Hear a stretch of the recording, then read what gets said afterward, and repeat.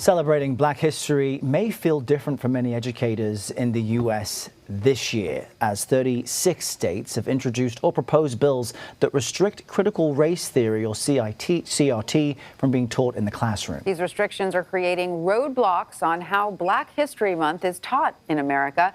One roadblock is the numerous state laws that allow the mention of historical figures like Jackie Robinson and Ruby Bridges, but prohibit the racial context on how or why they were discriminated against. Another roadblock is the banning of books. Some school districts don't want to expose children to what they call, quote, teaching racism. For example, lawmakers and parents in Texas are pushing for 50 books. You see some of them here to be pulled from school libraries. Books like Between the World and Me by Ta-Nehisi Coates and Stamped Racism, Anti-Racism and You, which is written by our next guest, Ibram X. Kendi. Kendi is a CBS News racial justice contributor and a 5-time New York Times #1 best-selling author, which is no small feat. Thanks for connecting with us today. Ibram's most recent work, 400 Souls, A Community History of African America, 1619 to 2019, is out now. So, Ibram, this month is meant to be a celebration of the achievements of Black Americans. So how do these efforts to ban CRT muddy that, or does it really help make the point that life still, even now, today, is not equal for everyone here?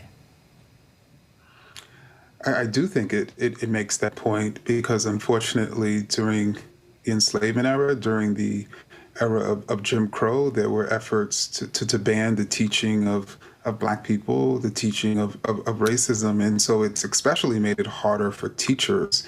But what that means is as parents, we really need to take up the slack and ensure we're teaching our children about Black history. So, Ibram, there are parents who say CRT is the indoctrination of racism in children. But could the real issue be that perhaps white parents aren't having these conversations about race in their homes, and they don't feel comfortable that someone else is having that conversation with their children? I think race and talking about race is comfortable for many adults. And so I could completely understand how an adult would think that it would be uncomfortable for their child. But I think it's important for white adults and really all adults to think about why it's so uncomfortable for them. And what if they were learning about it and talking about it as children? That would mean it would still be uncomfortable to talk about, but people would still be able to because they had spent years and decades, since they were in school doing it. How do you feel as an author whose books are being banned about this organized effort taking place across the country? Is it something that really unnerves you and disturbs you? Does it kind of encourage you because it effectively gives more attention to your books and folks can pick them up anywhere? How does it actually feel to you to hear about this and see this happening? Disturbing.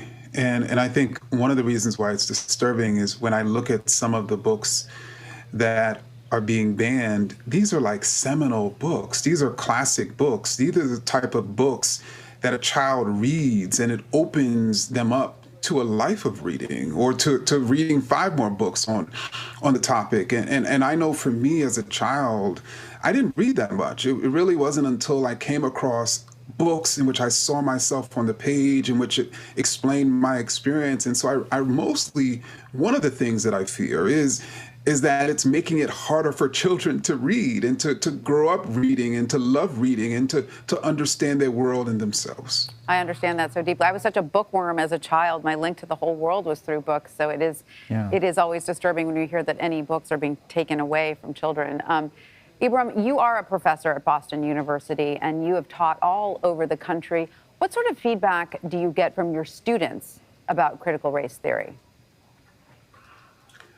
And the most consistent feedback that I hear from students is first that they are shocked that so many people are against something they can't necessarily define.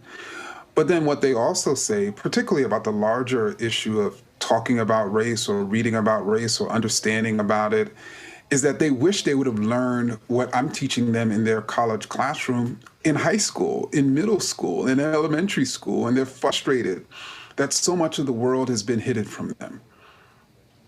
And it's incredible too, because, you know, as journalists, we know that the more you read, the more you take in, the more stories that you understand, the better you understand the world. So let's use this opportunity to talk about your new book, just out this week, called 400 Souls, A Community History of African America, 1619 to 2019. What's crucial about the stories and the experiences that you bring to light in what you wrote? Well, African American history, the history of Black Americans in this country and even during the colonial America, is really the history of a community. You know, Black people, like white people and Latinx people, are a diverse group of people. And what's striking about this book in particular is we brought together 90 writers to write the history of a community writing the history of a community. And so you see the history of Black folk from the perspectives of many different type of people, and almost as if it becomes almost like a choir, you know, of voices writing this history. And I'm excited about the paperback being out. Well, we really appreciate you speaking with us today, Ibram X. Kendi. We'll talk to you again soon. Thanks a lot. Thank you so much. Thank you. And for more, you can stream CBS Reports, the trial of critical race theory, tonight at 11 p.m. Eastern here on CBS Streaming. And you can also watch it anytime on cbsnews.com/CRT.